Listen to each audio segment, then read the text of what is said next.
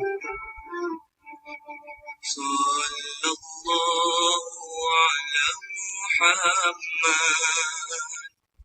صلى الله عليه وسلم صلى الله على محمد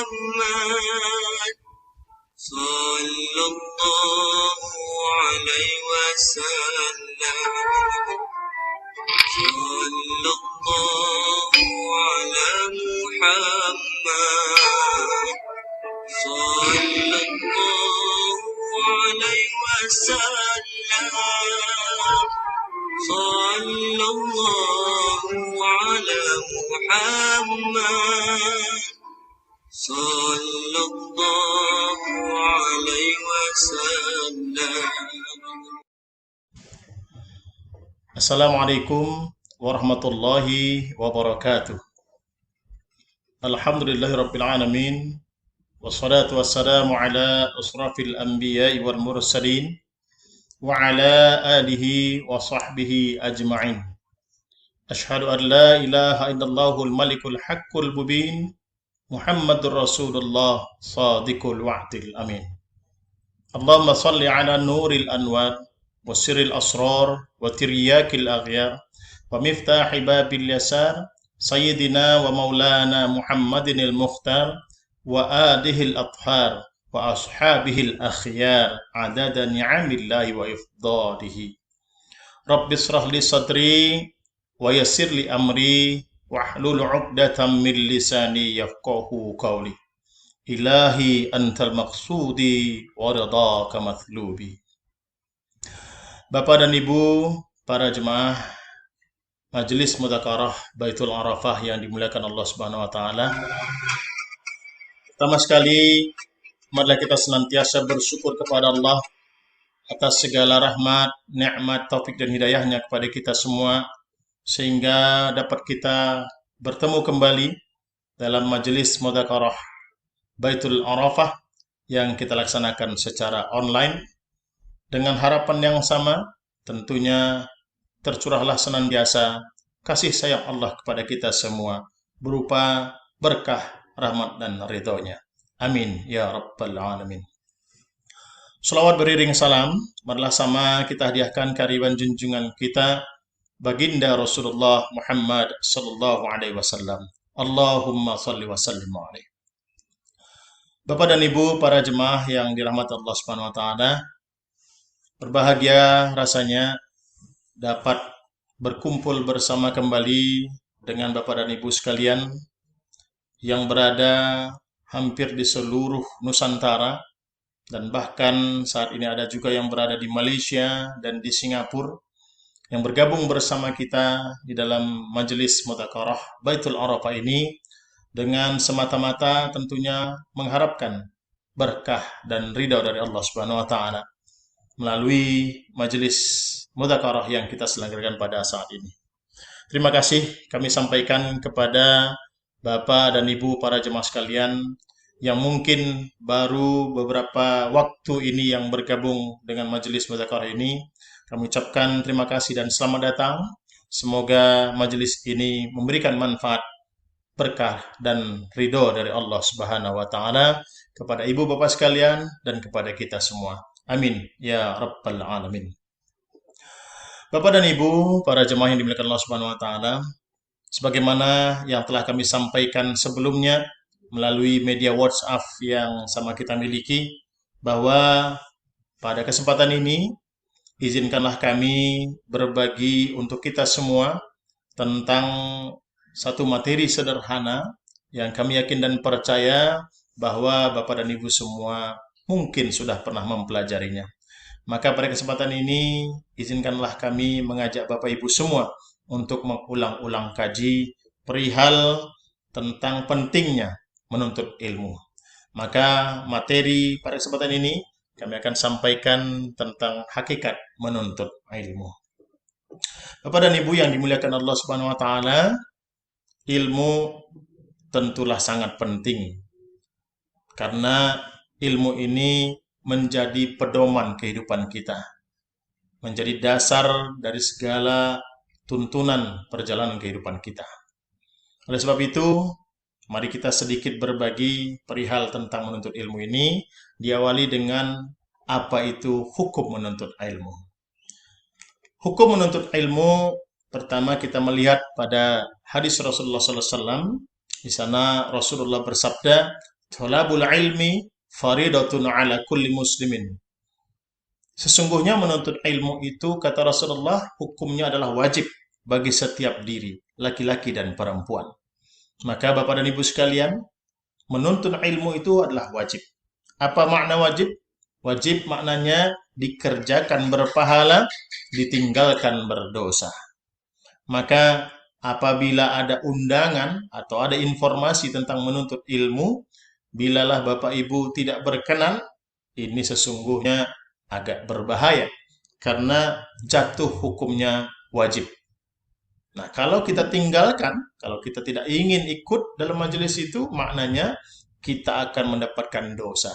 Na'udzubillah min dzalik.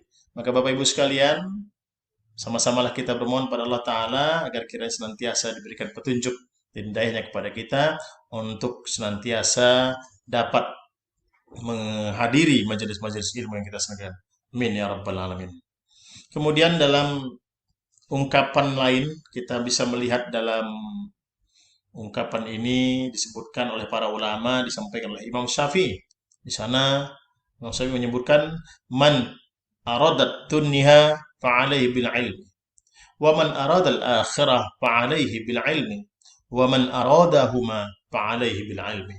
Siapa-siapa yang menghendaki atau ingin sukses bahagia di dunia, maka dia harus memiliki ilmu.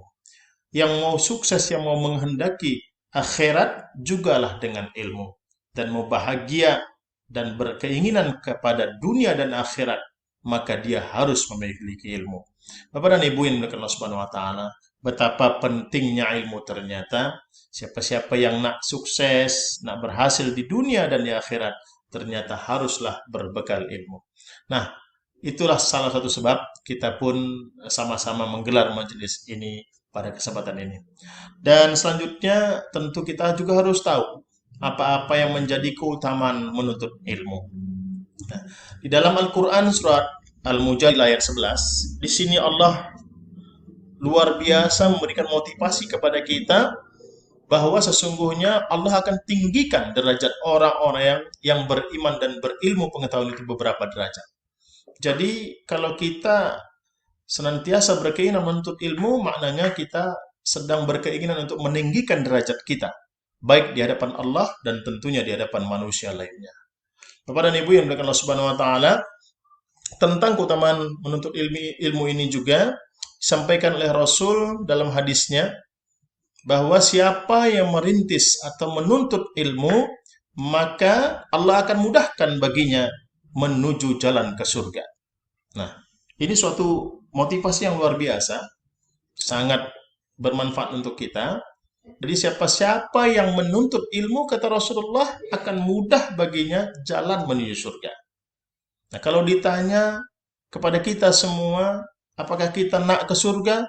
Pasti jawabannya sama. Kita semua pasti inginkan surga. Nah, sudah Rasulullah berikan panduan jalan. Siapa yang nak jalan ke surga, mudah baginya jalan ke surga, maka tuntutlah ilmu. Satu ketika Rasulullah pernah duduk bersama para sahabat. Kemudian Rasulullah menyampaikan satu ungkapan. Apa kata Rasulullah kepada para sahabat tersebut? Rasul bersabda, apabila kamu melewati taman-taman surga, maka minumlah sepuasnya, kata Rasul. Para sahabat saat itu langsung bertanya, ya Rasulullah, apa maksudmu taman surga itu? Maka Rasulullah sambil tersenyum tentunya menjawab kepada para sahabat.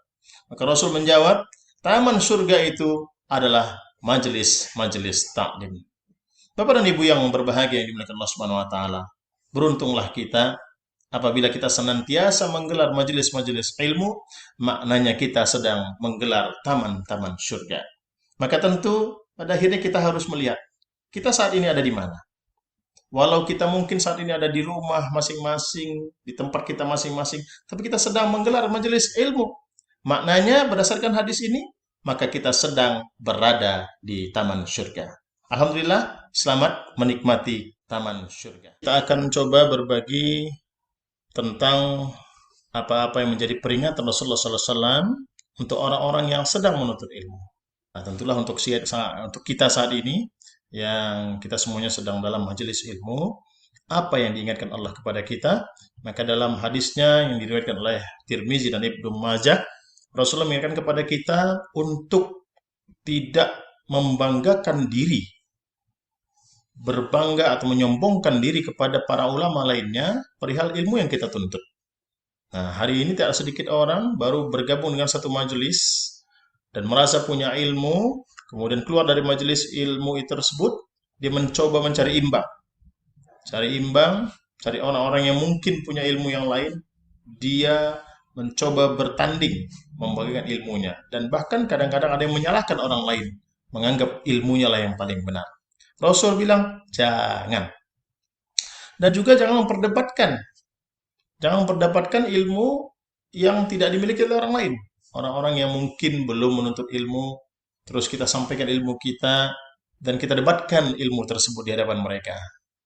Ini dikatakan Rasulullah, jangan. Kemudian jangan juga menuntut ilmu untuk penampilan, sekedar penampilan. Kadang-kadang ada orang yang baru menuntut ilmu, kemudian dia merubah penampilannya, seolah-olah dialah ulama besar. Dengan jubahnya, dengan sorbannya, dengan gamisnya, dan macam-macam yang akan dia tampilkan. Nah, ini kata Rasulullah jangan. Supaya apa? Supaya dipanggil ustadz, ulama, kiai. Kata Rasulullah jangan untuk penampilan. Dan juga jangan untuk menarik perhatian orang. Nah ini. Jadi jangan sampai kita menuntut ilmu cuma untuk sombong semata. Cuma untuk penampilan. Biar bilang orang hebat, orang berilmu, soleh, alim dan sebagainya. Maka kata Rasulullah jangan seperti itu. Karena apabila kita lakukan hal seperti itu, ingatlah pesan Rasulullah. Karena orang yang berbuat seperti itu, baginya neraka. Nauzubillah min dzalik.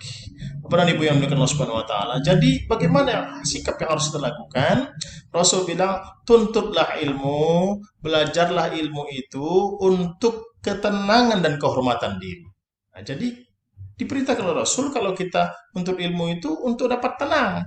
Jangan pulang dari majelis ilmu hati kita panas, kemudian cari imbang, merasa paling benar dan mempersalahkan orang lain. Ini kata Rasulullah jangan.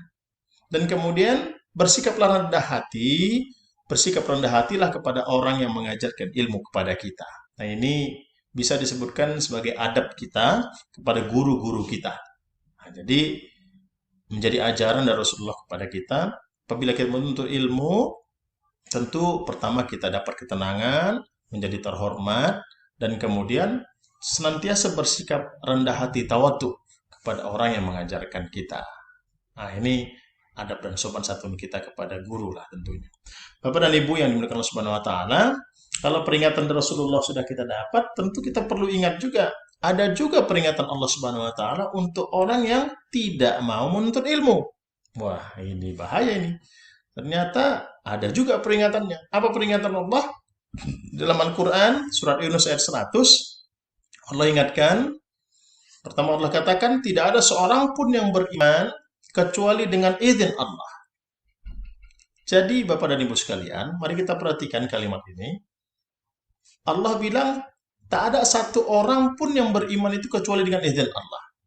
Coba lihat kenyataan hari ini. Banyak orang-orang mengaku beriman hanya karena amal ibadah yang dia lakukan. Dia katakan, aku beriman karena amal ibadah yang dia lakukan sendiri. Sementara Allah katakan di sini, aku yang izinkan orang itu beriman. Berbeda sekali. Tapi ya, terserah mereka. Tentu kita belajar kembali kepada Allah Ta'ala. Di sini Allah ingatkan kita bahwa orang itu beriman karena Allah yang izinkan. Dan kemudian ditutup Allah dengan ayat bahwa Allah katakan Allah akan timpakan kemurkaan kepada orang-orang yang tidak mempergunakan akalnya. Jadi Allah ingatkan kepada kita, Allah akan murka kepada orang yang tidak mempergunakan akal. Yang mana orang yang tidak mempergunakan akal? Tentulah orang yang tidak mau menuntut ilmu. Nauzubillah min dzalik, jangan sampai kita seperti itu. Bapak dan Ibu yang dimuliakan Allah Subhanahu wa taala, dalam ayat lain, dalam surat Az-Zumar ayat 9 Allah ingatkan kita, adakah sama orang-orang yang mengetahui dengan orang-orang yang tidak mengetahui? Sesungguhnya kata Allah, orang yang berakal yang bisa menerima pelajaran. Kalimat ini sederhana dan terkesan kurang tajam kalau kita membacanya dari sisi kalimat positif. Coba kita pahamin ini dari sisi kalimat negatif. Kita coba. Kita ganti kalimat ini menjadi kalimat negatif misalnya. Yang tidak dapat menerima pelajaran, adalah orang-orang yang tidak berakal, betul. Jadi orang yang tidak dapat menerima pelajaran berarti orang yang tidak berakal. Kalau kita berbicara orang yang tidak berakal, sinonimnya orang tidak berakal itu apa, Bapak Ibu? Tuh, saudara yang jawab. Orang gila. Bapak dan Ibu sekalian, tajam sebenarnya kalimat ini, kalimat Allah Ta'ala ini kepada kita. Jadi orang yang tidak mau menuntut ilmu itu disebutkan Allah sebenarnya orang gila. Tidak mau menerima ayat-ayat Allah. Naudzubillah min dzalik. Jangan sampai kita masuk pada golongan orang-orang yang akan Allah berikan murka. Semoga kita menjadi orang-orang yang senantiasa diberikan petunjuknya. Amin ya rabbal alamin. Kita jeda lagi Bapak dan Ibu sekalian, karena ada waktu yang harus kita ikutkan. Baik, bersabar ya. Kita sekejap lagi akan ketemu kembali. Terima kasih.